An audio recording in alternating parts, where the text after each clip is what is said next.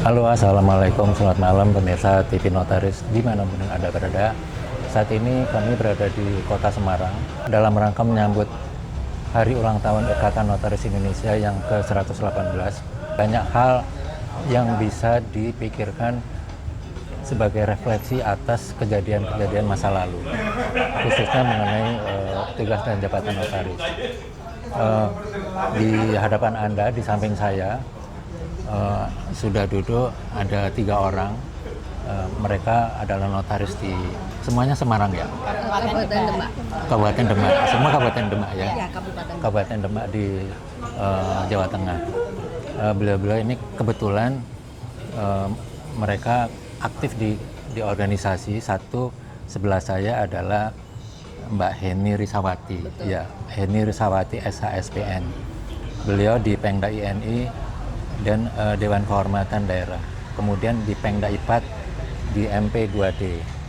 Terus yang sebelahnya adalah Mbak Askana SHMKN di Pengda Ikatan Notaris Indonesia, Wakil Ketua Pengurus Daerah ya. Pengurus daerah. Oke. Terus yang kedua di Pengda IPAT, Ketua IPAT di Demak juga. Terus yang paling ujung adalah Mbak Dian Ekaningsih SHMKN di Pengda INI sebagai sekretaris, di Pengda IPAT juga sekretaris ya, Mbak Dian ya. Karena dua-duanya sekretaris. Oh iya, ini beliau-beliau ini ingin menyampaikan sesuatu di dalam rangka ulang tahun Ikatan Notaris Indonesia ini yang ke-118. Apa saja yang sudah pernah dijalani, pengalaman-pengalaman semasa menjadi notaris dan PPAT, sehingga nanti bisa menjadi bahan renungan bersama untuk perbaikan ke depan. Saya ingin bertanya pengen Mbak sebelah saya, Mbak Heni, menyampaikan. Silakan Mbak. Sebelumnya saya mengucapkan Dirgahayu untuk WNI yang ke-118 di tanggal 1 Juli nanti. Semakin dewasa, semakin bertambah usia. 118 itu bukan angka yang kecil. Semakin tua dan santannya pasti lebih kental. Lebih kental ya. Iya, santannya lebih kental. Sehingga dalam perjalanan organisasi, dalam perjalanan jejak organisasi INI, paling tidak harapan kami akan memberikan lebih manfaat untuk anggota notaris di seluruh Indonesia, di mana perlu kita perhatikan untuk peningkatan kualitas dari notaris dalam melakukan pelayanan di masyarakat. Dalam hal ini berhubungan dengan semakin banyaknya lulusan notaris di berbagai perguruan tinggi yang pendidikan magister kenotariatan, dan jumlah notaris yang sudah berpraktek di seluruh Indonesia. Bagaimana menjadi sehat dalam menjalankan pelayanan, artinya kualitas dalam menjalankan jabatan tidak simpang siur atau kisruh, artinya karena bersaing jadi menjadi tidak sehat. Dalam hal ini bisa menjurus pada jasa notaris. Jadi takutnya itu persaingan tidak sehat, sehingga di mana jasa notaris itu menjadi tidak sehat karena ada perang harga di sini. Dan yang kami harapkan itu tidak terjadi. Itu yang pertama, sehingga kualitas pelayanan yang baik, jangan sampai kita menjatuhkan harga sehingga menjadi perang harga yang tidak sehat, seperti itu. Terus kemudian yang kedua, karena lulusan kita itu kan semakin banyak, jangan sampai asal gitu loh. Jadi dari lembaga atau kenotariatan atau dari organisasi paling tidak membekalin adik-adik kita yang kelak ke depan menjadi notaris itu betul-betul mampu dan mapan menjadi notaris. Tahu arti peraturan perundangan, tahu arti tentang langkah-langkah hukum yang harus dilakukan di dalam pelayanan masyarakat. Di mana di saat ini banyak sekali mafia-mafia hukum, mafia-mafia tanah yang menghadang di hadapan kita, sehingga kita harus lebih cermat, teliti, dan lebih hati-hati. Yang ketiga, dengan semakin usia bertambah, kami harapkan ENI sebagai wadah notaris di seluruh Indonesia semakin memberikan perlindungan yang optimal untuk anggotanya di dalam perlindungan hukum ketika menjalankan jabatan kami sebagai notaris itu.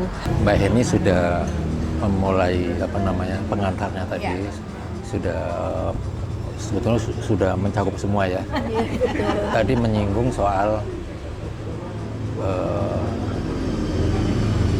organisasi.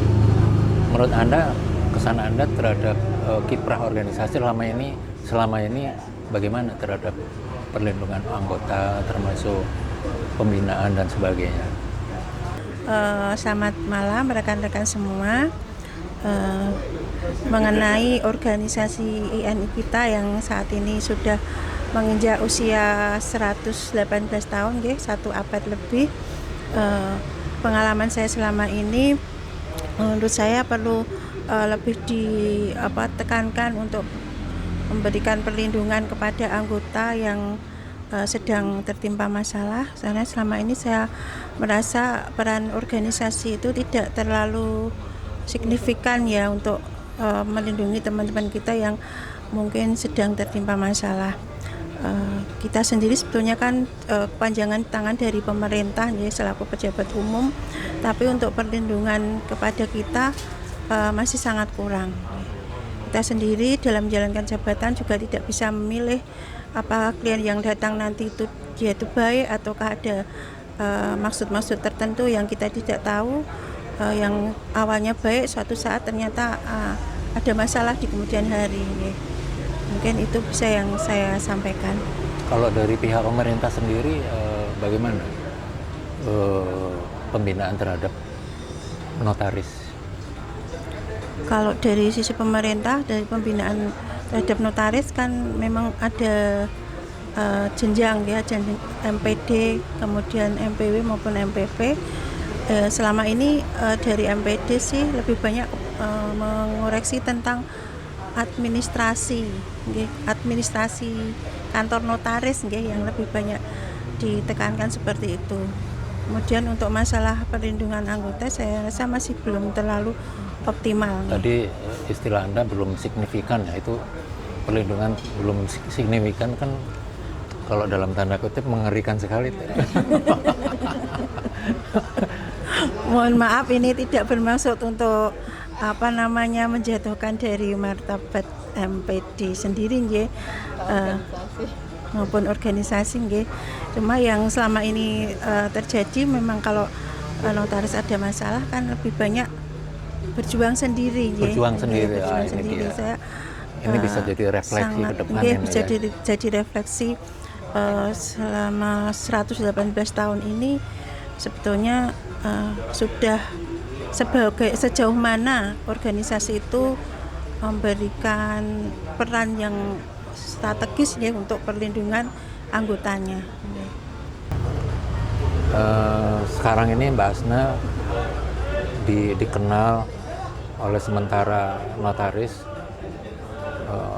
sedang menyampaikan judicial review ke Mahkamah Konstitusi, yaitu mengenai pasal 13. Nah, kenapa beliau menyampaikan judicial review ke Mahkamah Konstitusi mengenai pasal 13 Undang-Undang Jabatan Notaris? Karena beliau selama ini mengeluhkan atau mengkhawatirkan jabatan notaris atas pasal ini itu sangat rentan dipidanakan. Jadi itu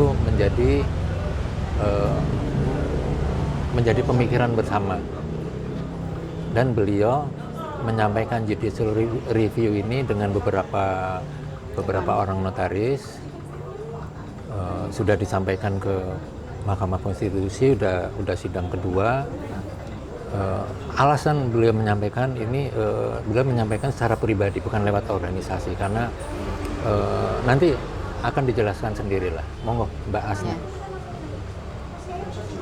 Terima kasih. Assalamualaikum warahmatullahi wabarakatuh. Selamat malam rekan-rekan notaris seluruh Indonesia. Sebelumnya saya akan mengucapkan selamat ulang tahun kepada Ikatan Notaris Indonesia yang ke-118. Ini usia yang tidak muda, usia yang sangat-sangat matang. Semoga organisasi Ikatan Notaris Indonesia ini ke depan semakin maju, semakin jaya, semakin bermanfaat untuk anggotanya dan anggota merasakan. Dalam Undang-Undang Jabatan Notaris itu yang berbunyi, notaris diberhentikan dengan tidak hormat oleh menteri karena dijatuhi pidana penjara berdasarkan putusan pengadilan yang telah memperoleh kekuatan hukum tetap karena melakukan tindak pidana yang diancam dengan ancaman penjara 5 tahun atau lebih. Nah, ancaman ini, frasa ancaman inilah yang kita permasalahkan, karena frasa ancaman ini kan baru ancaman, belum keputusan, belum inkrah, belum keputusan. Secara di pasal ini juga menyebutkan yang memperoleh kekuatan hukum tetap, tapi setelah itu kok berkekuatan hukum tetap melakukan tindak pidana dengan ancaman. Nah, ini yang sangat-sangat kita permasalahkan. Jadi ancaman ini belum inkrah dan ini akan rawan bagi kita notaris untuk dikriminalisasi oleh mungkin APH atau oleh oknum, karena bisa juga di pasal ini oknum juga bisa jual beli pasal atau segala macam. Intinya kita bagaimana notaris tidak dikriminalisasi atas adanya pasal ini. Mbak Asna menyampaikan ini karena menyampaikan tuntutan untuk judicial review ini karena ada kasus kan? Ya, ada kasus. Ada kasus. Tolong ya. sebutkan kasus yang sampai diberhentikan tidak dengan tanpa nyebut namanya ya. Siap, ya. Oke.